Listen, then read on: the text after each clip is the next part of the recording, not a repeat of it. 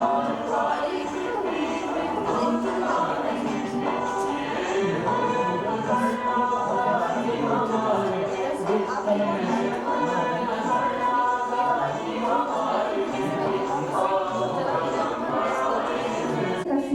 In this session, M Saleem Beg would be in conversation with Dr. Rima Hooja. M Saleem Beg served in the Jammu and Kashmir government in various capacities, including Director Handlooms, Managing Director Handicrafts and Handlooms, and Director General Tourism, made significant contributions with his sustained engagement with revival of Kashmiri shawls and other crafts, including a stint at the national level in the Ministry of Textiles as CEO of the Organization for Promotion of Handlooms, former member and IC chairperson on National Monuments Authority, Government of India, a statutory body set up by an Act of Parliament from 2013 to 16 on a full-time basis. He also worked with the Government of India in the Ministry of Environment and Forests. A heritage activist and practitioner, he has been engaged in advocacy and has initiated programs that have led to evolving strategies for preservation of the cultural heritage. He has supervised mapping of heritage properties throughout Jammu and Kashmir. Adjunct faculty at Central University of Kashmir and Central University of Jammu, teaching tourism and cultural studies 2015 onwards, founder trustee, Indian Heritage Sites Network Foundation, Delhi, Bangalore, the UNESCO sponsored trust. He would be in conversation with Dr. Rima Hooja. Dr. Rima Hooja is the founder member of the NMA. She is an accomplished writer and a historian. She hails from Jaipur and she has inherited the appreciation of art from her mother, who was a well-known yesteryear's artist. From running a cat rescue center to being a specialist on the heritage development in China, she is into several cultural and environmental issues. Her books are often quoted by scholars from India and abroad as a reliable source on the history of Rajasthan. I welcome Mr. M. Saleem Beg sir and Dr. Rima Hooja on the stage. Please welcome them with a round of applause.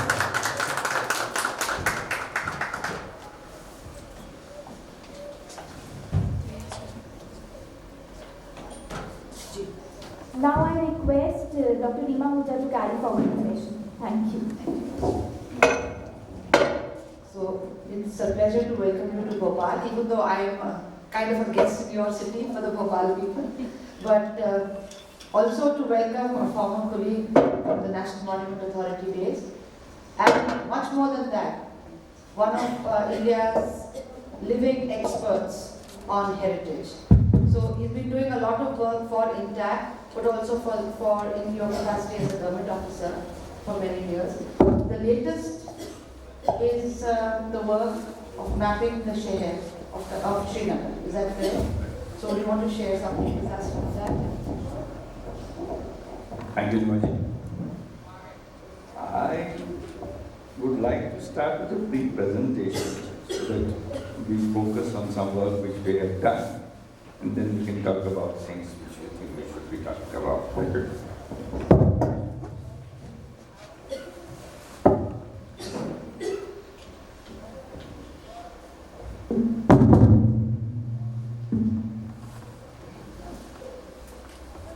Well, at the outset, we mentioned that my specific presentation today is about cultural source mapping of Kashmir, the city of Kashmir, which is known as Shehar-i-Kashmir, Srinagar. What I'm talking about is not about the political contestations of Kashmir, which most of you would be familiar with. I am looking at geography and cultural transactions of a place which over a period of time is now regularly overshadowed by politics about the place. Kashmir is a very small Himalayan valley, for a very long time insulated from the outside world, but till not very recent past, it was confluence of different influences, civilizations, cultures, because those days geographies meant passages through valleys, through mountains, and the country as such, the subcontinent as such, had certain nodal points, one of these being the Silk Road. And we were on the axis of the Silk Road. This is the timeline of Kashmir, where we are prehistoric archaeology talks about megaliths, our prehistoric archaeology talks about a very ancient past. One of our archaeological sites, which has recently been listed on the, it is a ASAP protected national monument and also listed on the list of World Heritage Sites, says that Kashmir acted as a bridge between subcontinent and Central Asia and beyond. And we were part of Ashoka emperor, we were ruled by Kushans, when we had local dynasties ruling us. In 14th century, the advent of Islam, we had a couple of local Muslim dynasties ruling us, and sometime in 19th century, Kashmir passed on to the Punjab Empire ruled by Sikhs, and then on to Dogra till 1947, and then after that was part of independent India. Talking about these influences, you can see this small valley, which is, the map looks very good, but it's very big, it's not very big. You can see the cultural influences we had. One from Silk Route, from Central Asia, up north, and we also had influences from the western borders, including Peshawar and Kabul, which was ruled by Kushans. We also interacted with beyond Himalayan mountains in China. And of course, the major influences came from the mainland India, starting from Mauryan Empire, moving up on to the Uttar Pradesh. So this is a photograph of 1910 of River Jhelum, which is the defining river or the lifeline of Srinagar city. This is a photograph 100 years after that, and you can see not much has changed. The skyline remains the same. Most of the houses and cultural landscape remain the same. We, as a chapter, the book we are talking about, did a cultural source mapping of the city. We started sometime in 2004, and at that point in time, we did not think that we would do it in the shape of a book subsequently, which we did in 2012. At that point in time, we started with listing of the buildings, but we saw much more value in these buildings. We went beyond listing, that's why we gave the name of cultural source mapping. This is cover of the book, the 2-volume book. It has listed about 8 of the properties, but it's not just the property. Then we started interpreting these properties, interpreting their building styles, interpreting the architecture, also looking at influences through which this architecture came up. We also went on to look at this structure as architecture. If it really defines this city or defines Kashmir as such, beyond what has been built. So, is there something beyond, as they say, the textual context? And that is we came up with something called sacred architecture of Kashmir, essentially as it survived subsequently in the Islamic science and onwards. And I have taken that slice from this book, and that's what I would like you to look at.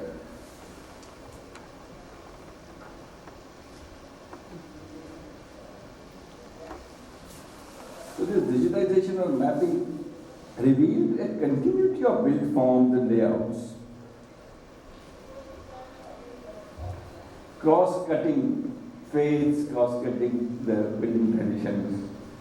And this continuity of build form was found throughout the building traditions from different faiths. Like we started with Buddhism, then on we went on to Hinduism, and then I went on Islam somewhere in the 14th century.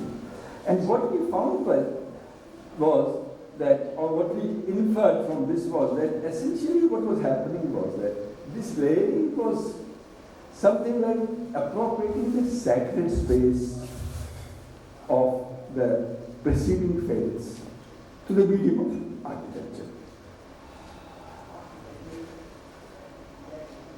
The other important thing which needs to be noticed in this appropriation or continuity is that all this happened in a very harmonious form. It was a transition or a transaction which took place in a harmonious manner, by and large, from one faith to another.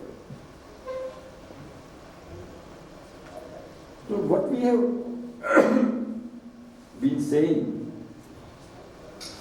in our interpretation that this is a visual portrayal of Kashmir's identity, symbolizing a cultural fusion that transcends social and communal barriers. And it gives you a historical narrative which is really beyond the textual readings.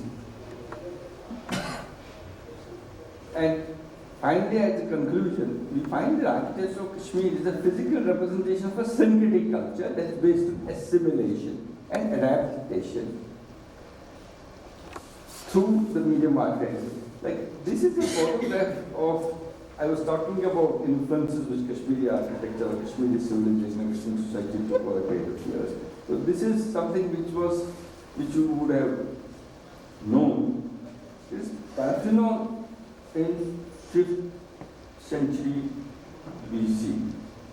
And if you see these columns and temple forms, I'll take you to, you can see these columns and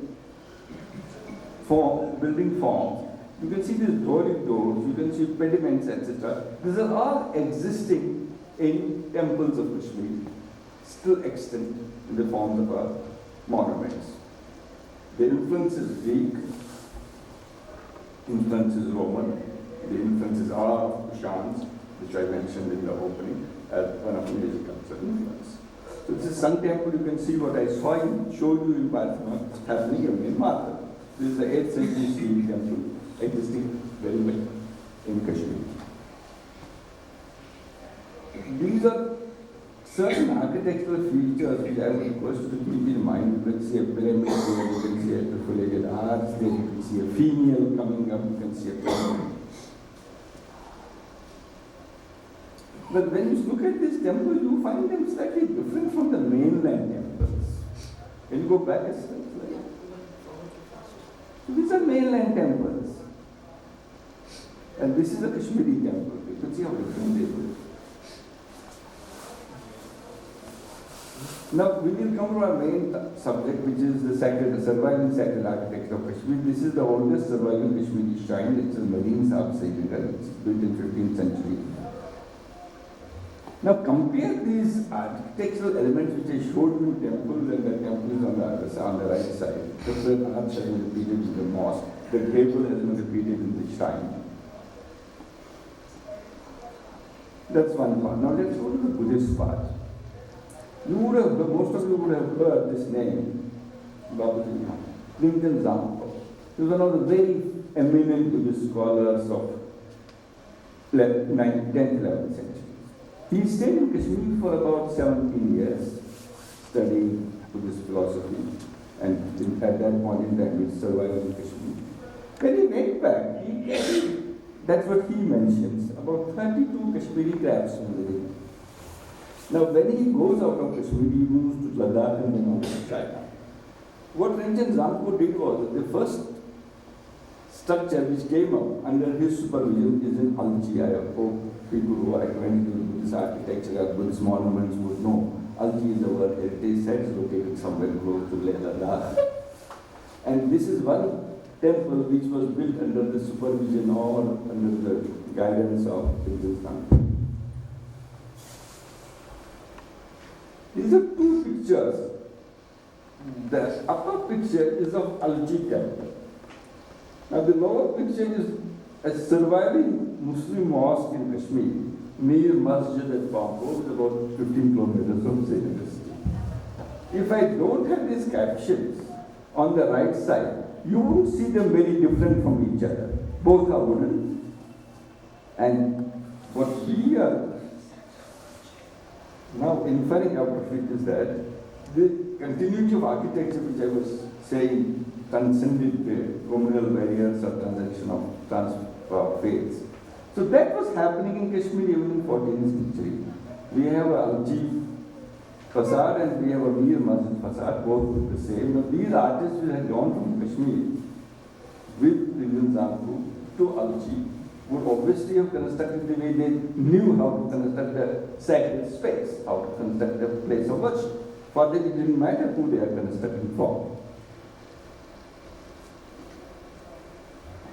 Now, again back to the Alji. You can see that column, wooden column coming up on the door of Alji. You can also see a similar column in the Martin temple. Now you have a timeline where Martin temple columns are repeated in a mosque in Srinagar, and then from mosque in Srinagar it goes to Alji in Ladakh and then onwards. That's how it traveled. You have seen that Alji wooden column, and go back to another shrine in Srinagar, which is Madin Sahib shrine, how similar the column is done. And this is a transaction between materials now, from stone to wood. The materials change, but the type and architecture of the art in the architecture remains. These are two pictures of existing places of worship. On the left side is a mosque in somewhere in Kashmir, and on the right side is a temple. Both of these have similar architectural elements, and these are balconies come out of the building. And they look very similar, and they are extant as of now. This is a mosque structure which you would be very familiar with. This is the Badshah Mosque built during Mughal period. This mosque is in Lahore. This mosque you would have known, this is Jama Masjid Delhi. Both in. Now this is our main mosque at Srinagar. Timeline almost remains the same, a century or 2 centuries. You can see the difference of, that's one Jama Masjid in Lahore, followed by Jama Masjid in Delhi, this is Jama Masjid of Srinagar. You see how different it looks. I will define them all subsequently. But just to give you an idea, that we built independent of other architectural movements which were happening in the mainland of subcontinent. So to bring the point more closer to you, this is a comparison of Jama Masjid of Delhi and Jama Masjid of Srinagar. These two mosques you would have seen. The upper mosque is Begumpuri Mosque. The lower mosque resembles Begumpuri Mosque. The lower mosque has been built, mind you, during Mughal period in Kashmir. When Mughals came to Kashmir, they built the way they knew how to build. So we have two mosques which were built by Mughals, and they built it the way they were building in the rest of the country. But interestingly, those mosques stand here, but that architecture was not replicated anywhere, even during the Mughal period. This is one and the only type of building in Kashmir. This is tomb of one of our very famous kings, known as Badshah.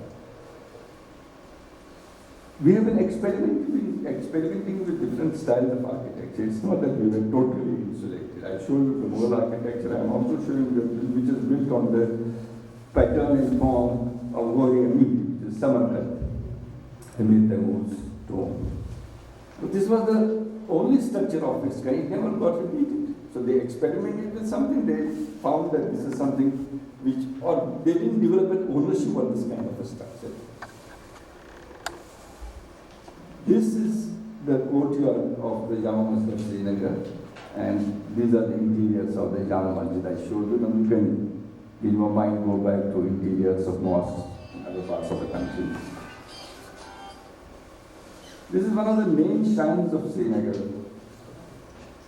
which is known as the shrine of Shah Hamdan. We call it Khanaqah-e-Maullah, which is, literally speaking, the biggest shrine. And these are interiors of this shrine. Now, let me define it. This Khanqah was built in 15th century. It has a central enclosure with small enclosures, clusters on both sides of the hall.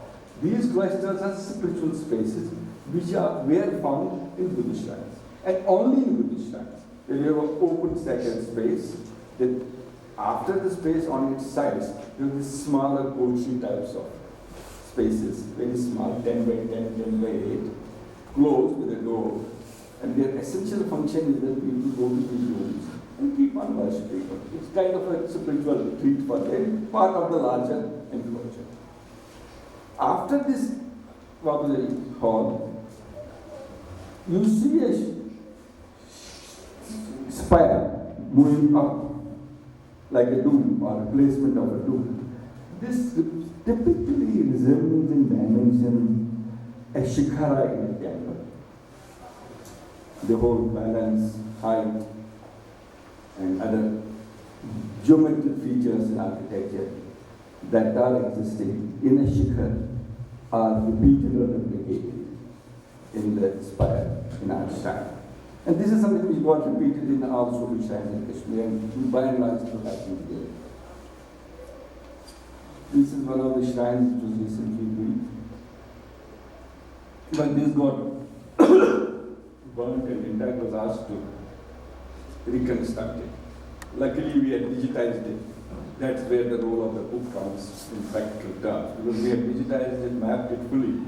When it was reconstructed, we had all the detail, but we had centimeter by centimeter detail. So we were able to replicate it the way it used to be. In fact, one of the criticisms we faced there was that what have you done here? It was like, it was the same there before it was burned. You have changed You have changed. improved it. So, what have these are interiors of this mosque. This is another shrine which I wanted to show you with a shikhar, with a typical reference room. Now, new influences have started creeping in. This is our Hazarabad shrine, a very major shrine in Srinagar, built in 1968. So now you are seeing a dome here which is totally different than what we used to build. And the shrine. So current influences are there, things are changing. So this is one of the sites in Srinagar where we say this is a coexistence of different religious traditions in Kashmir. You have a temple and on the side of the temple you have a mosque. Both are living, functional, religious spaces.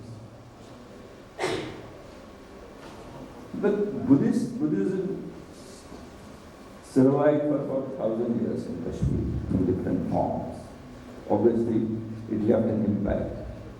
It left an impact on our beliefs, on our faith, and as I've been saying, it left also an impact on our architecture. Basically, what was happening in the architecture was essentially recording the history. It is a very authentic documentation of phases of cultural influences through which this space is passed.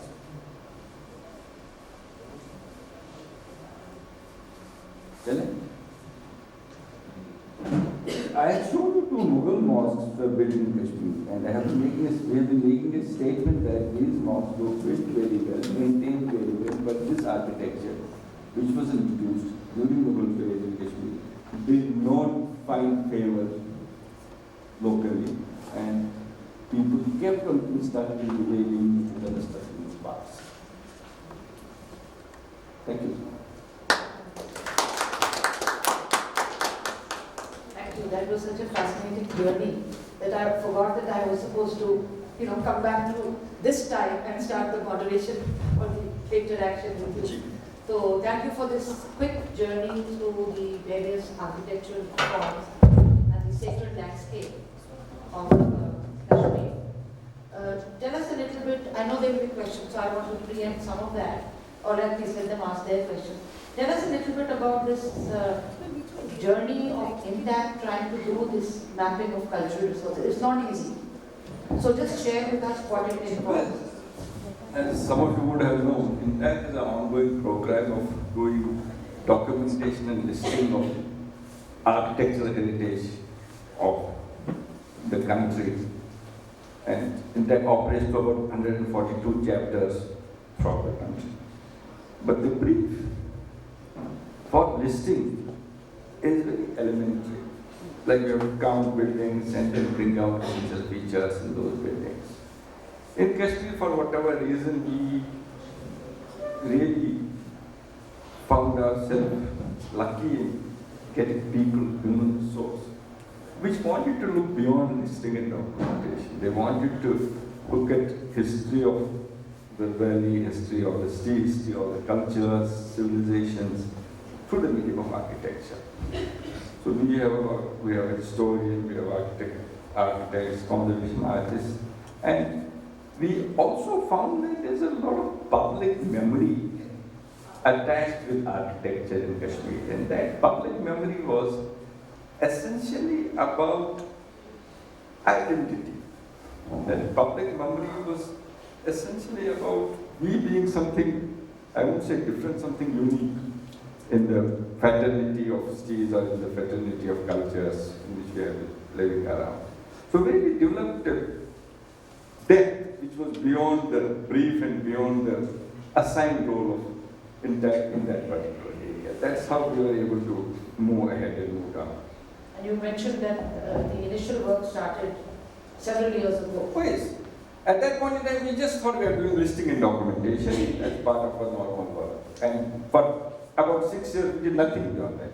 It's only later on when our people developed skills, also developed an insight. They thought that now we should look beyond that, and that's how we.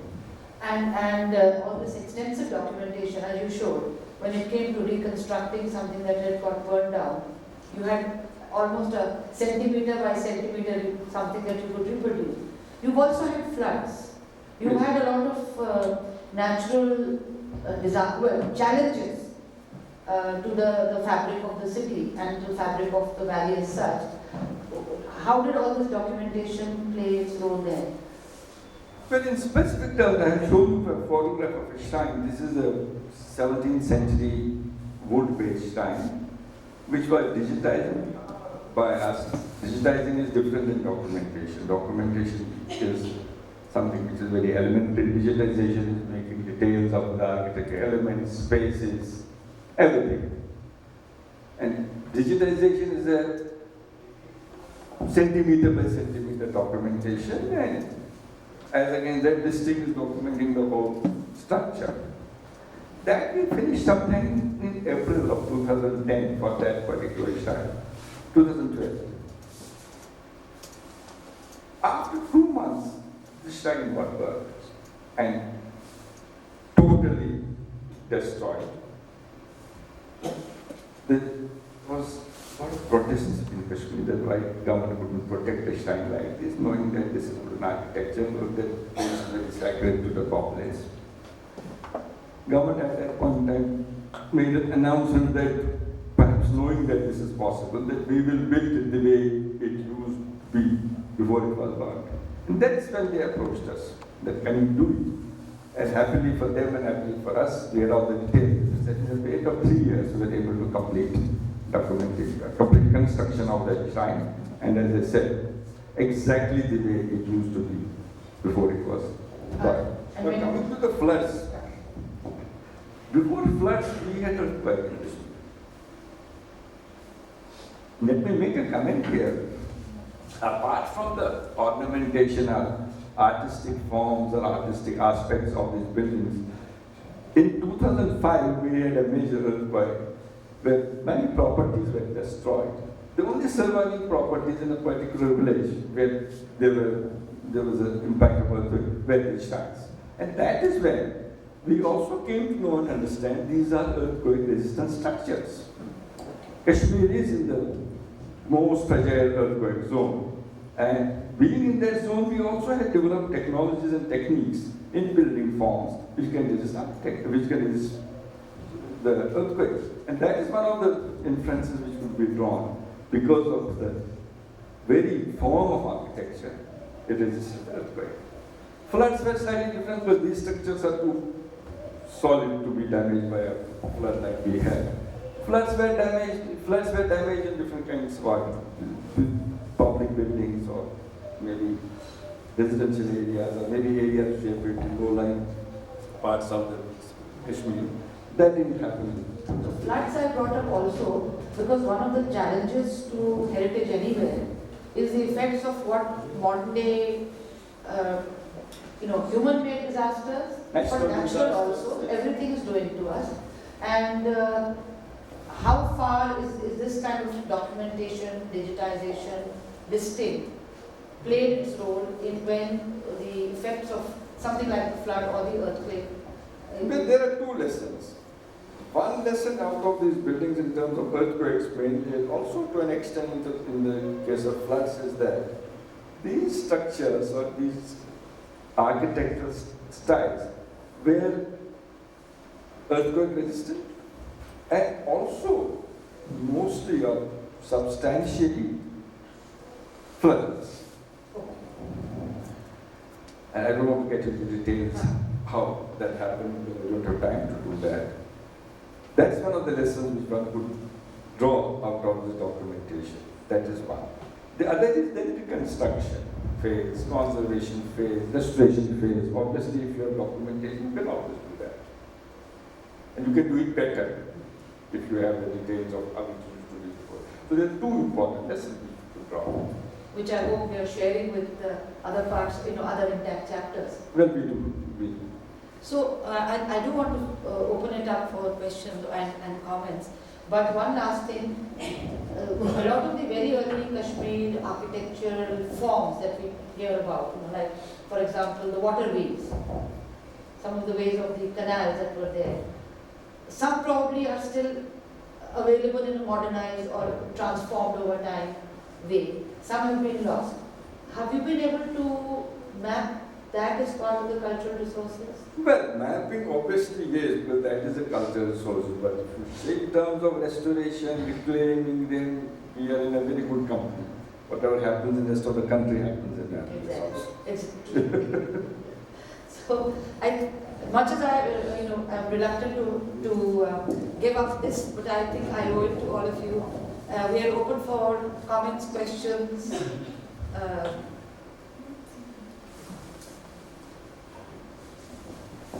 There's a mic.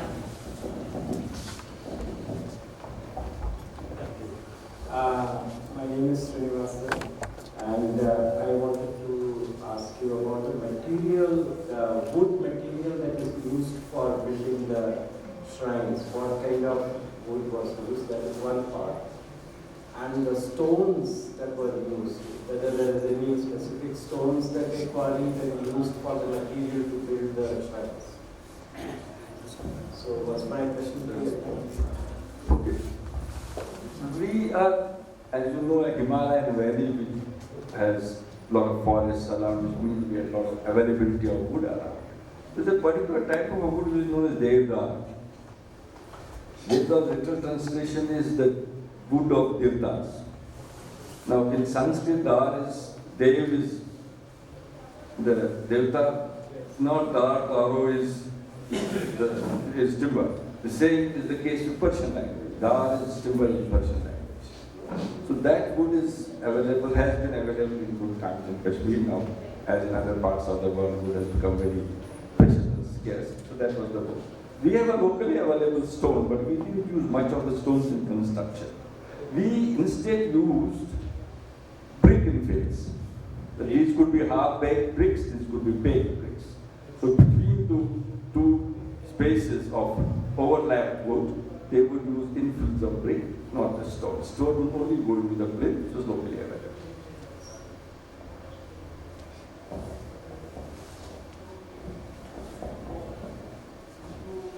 So let us, let us talk a little bit about, have you found that people are still using the infill of brick now when they are making their structures? Or have they moved like in contemporary days, they move to cement, which we find happening. They have by and large moved to cement, moved to column structures, and this is what we are talking about the traditional architecture.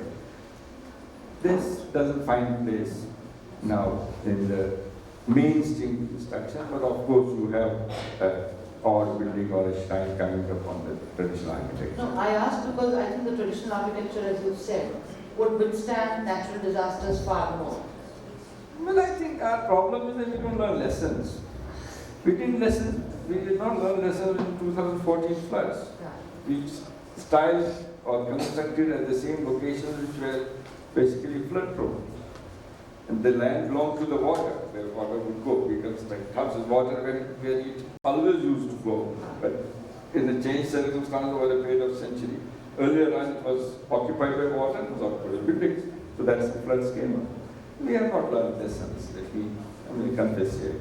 But what is India's next step? Given that you have this rich resource to deal with, but given that the scale is still there. We have made some progress.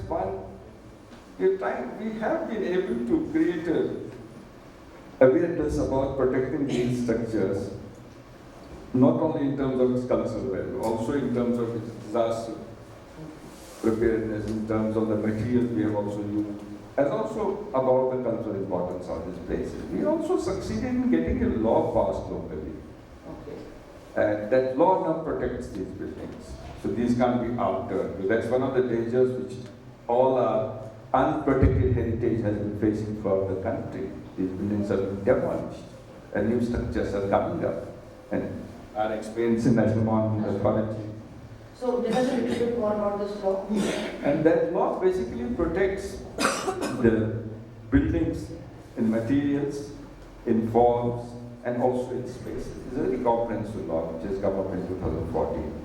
Not that, like every other law, it's implemented as much as one would like to, as much as people cooperate, but it's a forward movement. No, it's definitely a forward movement. movement. The other thing is, all these concepts will take time to root in our society. We are a democratic country. Everybody has always availed generously of the democratic spaces, and they can violate as much as they want to. But that doesn't mean that law doesn't protect or law doesn't protect. It does. Law does protect it. Unfortunately, we have gone through a long phase of conflict. And one of the effects of conflict is on governance. And that is one thing which has been impacting all these laws. If we were to talk of takeaways that you want to share with other conservation groups and intact chapters or something, towards awareness building, what is work for you? Well, it has to be two-pronged. It has to be part of awareness only because of awareness we will be able to save and secure this building. But we must not overlook the role of two important aspects. One is the expertise, the technology. Conservation has not mainstreamed so far in this country. It still is a subject which is left to specialists. It has to be mainstream. That's one thing which is very important. You don't only need a conservation architect. You need every builder to be conservation, to be aware in terms of conservation. The other thing is that we have been maintaining and governing this country in all aspects, water bodies, climate, environment.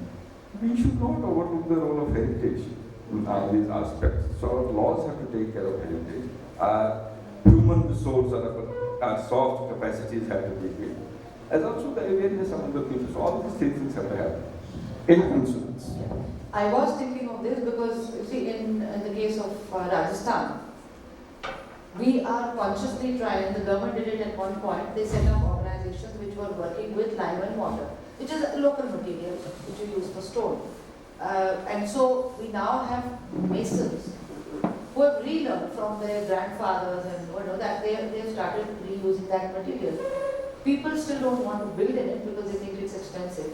But at least a lot of conservation projects will come and take away these artisans and masons to work on it. And maybe we also need to start working on that nationwide to kind of reinforce the skills, but also to popularize the fact that it's not always a very expensive option. That to build in wood is probably safer if the wood is available. Or to build in brick is okay, depending on what the region is, what the locally available material is, and then have the expertise available. True, but let me tell you, one experience, surprising experience in India from the country has been, we always thought when India started in late 80s that we have not been practicing this type of architecture or these building technologies for a period of about 40, 50 years, and now we have expertise. And all this expertise in the masons, that the school which teach them. We were proved wrong countrywide. We had these artisans. It was in their memory, it was in their families, it was in their hands. It was only a question of demand. We didn't create the demand. There was no demand for a skill, though the skill doesn't come up. So that is one takeaway, that we still have people who can do it.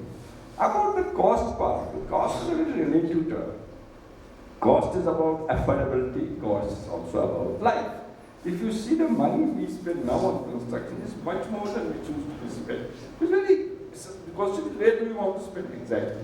It's not a question of, in absolute terms, that you pay more for this, you pay less for this. I think less and more would not perhaps be relevant now in terms of buildings. That is definitely. And it doesn't apply to say wood so much because again it's a question of a natural resource being used up, but still trees grow and trees can be replaced. But what a lot of people are finding, again I'm going back to the example of Rajasthan, where we have forts that have been, or building structures, which using local materials have been standing for several hundred years. The life of cement is short. So, you know, when people say, oh, we can't afford it, as you say, it's a question of where do you want to put it.